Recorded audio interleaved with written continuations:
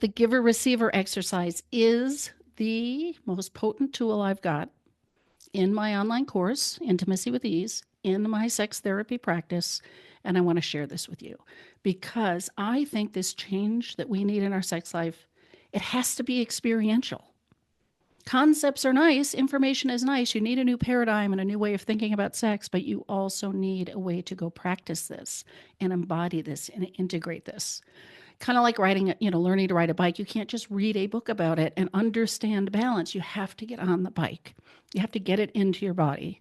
And like they say, once you learn to read a bike, you never forget, right? We're talking about how to create long-lasting change through an experiential process. Now, in my last video, in my last episode, the soapbox one anyway, I was talking about the 9 skills that anyone has to master to truly have a great sex life. And these are not sexual techniques. These are ways of being and sort of competencies, personal development that we need to have a really strong, thriving, sustainable sex life. And this exercise, the giver-receiver exercise, ties it all together and lets you practice every single one of them. That's why I love this tool.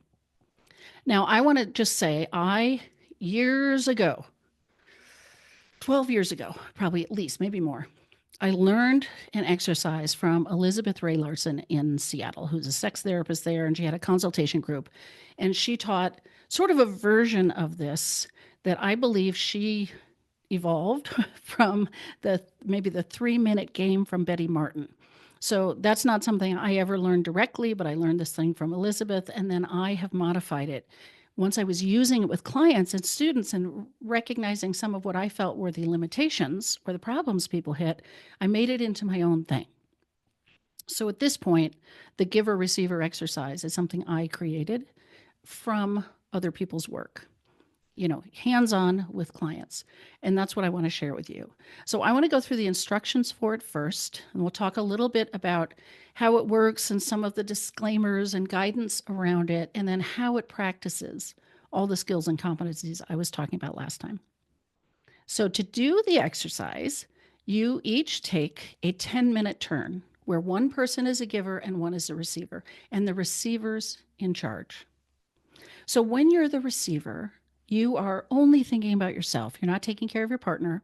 You're thinking about or exploring what physical touch would feel best to me right now. And then in the next moment and the next moment. And you direct your entire turn. Okay, this is really important. You are responsible for your experience, and nothing happens to you that you don't ask for. This is really helpful for anybody who's got, well, certainly for anybody who's got any trauma history, but so many complications around sex can involve some guardedness about what might our partner do. In this exercise, all that's done is what you explicitly request. So you're thinking about what would feel best to me, and then you have to direct the whole time. So at least with practice, you're going to be talking through your whole turn, even if what you're saying is, that's perfect, keep doing that. It's not like it always has to change, but I really want a lot of guidance from the receiver to the giver. Now, the giver, your very first job, and it is so important, is to say no if you need to say no. The receiver is not thinking about you. That's what they've been instructed, to only think about them. So you have to take care of yourself. So if something is painful, or it's really negative to you, or it's reinforcing a really bad dysfunctional pattern with your partner, you need to say no. You don't need to explain this. It's not a conversation. You just say, I need to say no. They pick something different. Now, this is different than, I just sort of want to say no. Makes me a little uncomfortable. It's not exactly what I feel like, whatever. There's value getting outside of your comfort zone. Now, if it gets worse, totally stop. I guess I'll say consent is moment by moment. The first rule is always to take care of yourself. So if you start to do something and it starts to get bad for you, I need to stop. They pick something else. But the value of working outside of your comfort zone, as long as it's not bad for you, is maybe you learn something about what comes up for you. What kind of thoughts are you having? Can you settle it down? Can you work with whatever seems to be in the way? Really valuable. And if it's easy or neutral for you, you're just trying to get in a space of wanting to do this for your partner because it's the most pleasing thing that they're asking for themselves without any judgment, right? And when the timer goes off, use a timer. When the timer goes off, you just switch roles and the other person gets to be the receiver and the giver, right? And then at the end of 20 minutes, you're done. That's all you are committing to 20 minutes of this. So that is the exercise. Now, a couple of things I usually explain to people when I'm giving this in my program. First of all, the touch can be sexual or not. It doesn't matter. It's whatever would be most pleasing to you. And you don't have to match each other. Okay, this is really important. It's not like whoever goes first is setting the table and this is where the other one has to eat. You're each allowed and invited to think about what you actually want, separate from your partner's turn. So your turns might be very different, and that's okay, but you're each getting the thing that would be most pleasing to you in the moment. And this isn't an easy exercise. I always want to warn people that you are likely going to find challenges in it because this isn't a detour around whatever sexual struggles are in your relationship. This kind of walks you right into them. So, whatever's coming up in your sex life, whatever's creating difficulty there, I believe will show up in this exercise at some point. That's kind of the point, right? To get it to show up and to work with it. It's kind of like getting the monsters to come out from under the bed. There they are. Of course, that's where they are, right? And now let's work with them. This is like our laboratory where we can gradually change this. Now, this is the kind of coaching I do in my program all the time is what comes up for people and what do we learn from that and how do we make it useful and what do you do next time? But you really can work with it. It doesn't have to totally derail you when you hit an obstacle. All right, so let's talk about how this exercise relates to these 9 skills or competencies I was talking about last time, because this is the place to practice them and integrate them and break through. So you get into a new place in your sex life. So the first one was prioritizing intimacy. And what a lovely way to set aside some time. 20 minutes is it, a couple times a week to connect with each other physically and to focus on pleasure. And again, not necessarily sexual pleasure, and there's no goal, there's no outcome. You're not trying to make anything happen, so the pressure is down. This is a nice way to create some space in your life to be intentional about this touch. It's like a nice placeholder for it. Competency number 2 was learning to communicate about sex. And in this exercise, boy, you have to communicate about touch. And it can take some practice. You know, it's not easy to describe touch or to describe body parts. You know, you might be uncomfortable with that. It might take developing some sort of vocabulary for yourself. It takes practice to be able to direct in that kind of specific way that the exercise invites. So really good practice in terms of talking about how you want to be touched and how you don't. And if you debrief the exercise with each other, then you're also talking in a big picture sort of meta way about your sex life. Skill number 3 was accessing desire. And I have talked about, what I call reactive desire so many times. I'll talk about it again. This is where you're starting at 0 and you might potentially get in the mood. Now, the goal of the giver-receiver exercise is not to get you turned on. We're not trying to make something happen. And you do have a chance to practice starting wherever you are and potentially feeling different 20 minutes later. So it could evoke some reactive desire.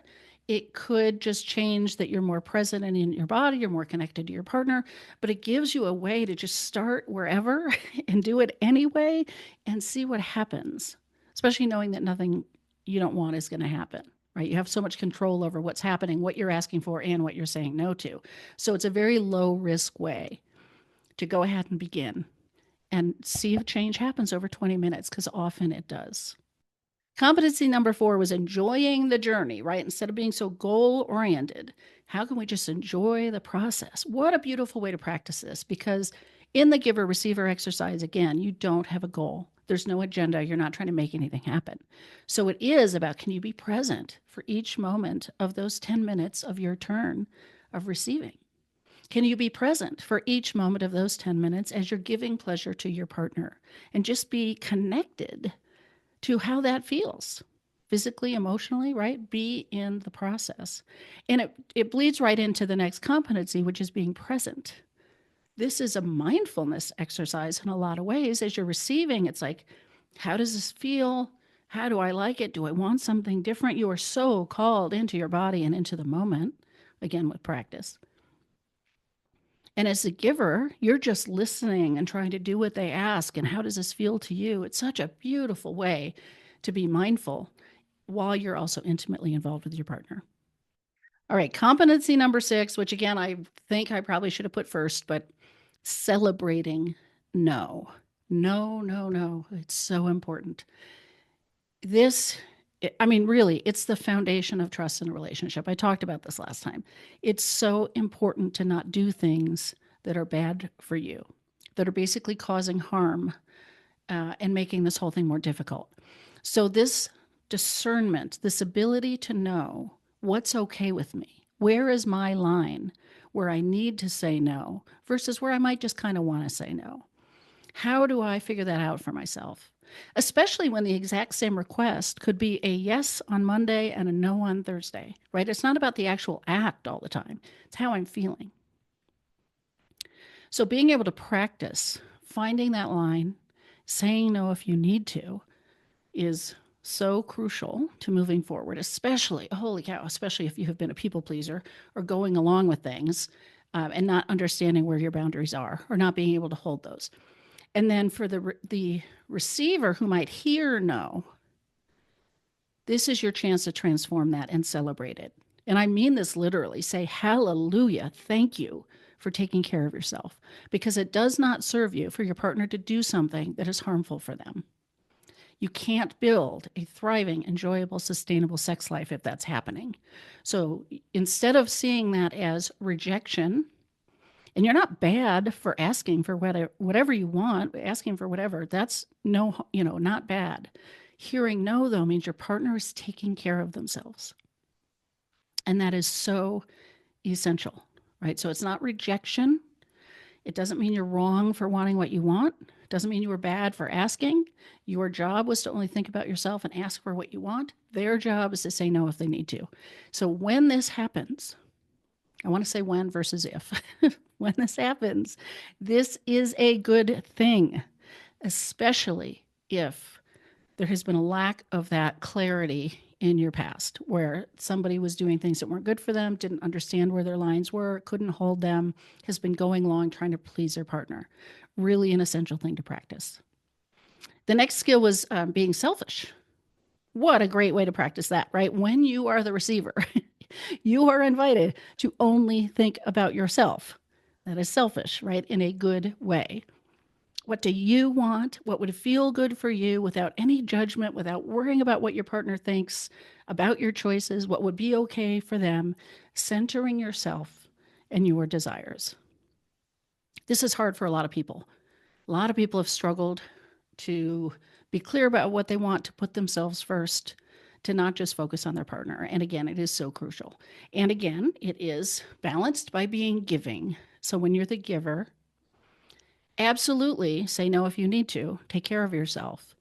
But other than that, you're trying to be in a space of facilitating your partner's selfishness, wanting to give them whatever this thing is that they would most enjoy in the moment if you can. So lovely, right? And the last competency, which again, I kind of set apart in my mind, like all the rest of these have to happen first. And then the last one is exploring eroticism. So this is exploring, like, what do you each find erotic? What's a real turn on? You could explore that in this exercise once you've kind of mastered the basics. This is a way to play around with how would it feel to direct certain kinds of touch or activities that are hotter or more, I don't know, more explicitly erotic to you. So it could be a place that you could explore that. So when I give this exercise in my, to my therapy clients, to my students in the course, my general recommendation is that people do this 2 to 3 times a week. It's the kind of thing that the more you do it, the more you're going to get out of it. It's not like, oh, let's just do this once. It's kind of like for a lot of people, it's kind of like turning a ship, and not much happens at first. And it takes a lot of repetition, especially when you think about all the things there are to master. I guess I'll also point out that each of you will be practicing different things. You are probably challenged in different ways. Certain of these competencies you might have down, other ones are your challenge or your first layer of the onion. Your work in this exercise is different than your partner's. And most of the growth in the work is invisible. So I want you to resist judging what your partner's doing on their side of the court. So much of the work is how you feel about stuff inside, not what you're physically asking for or physically doing with your body. So it is invisible. So you may not be able to tell that your partner is mustered the courage to actually ask for what they want because all you see is a request come out. You don't understand their struggle and their achievement in asking for this thing.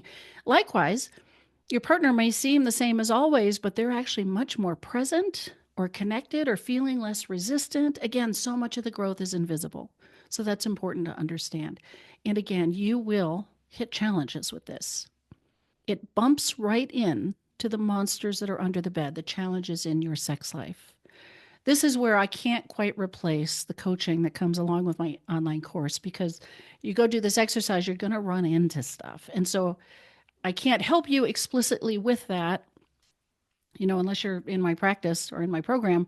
But I just want you to be aware that that could happen and be gentle with yourselves and be open with each other and try to support each other through the process. So good luck with this. I hope you enjoy it. I find it so profoundly powerful with the people I work with, and I hope it makes a difference for you too.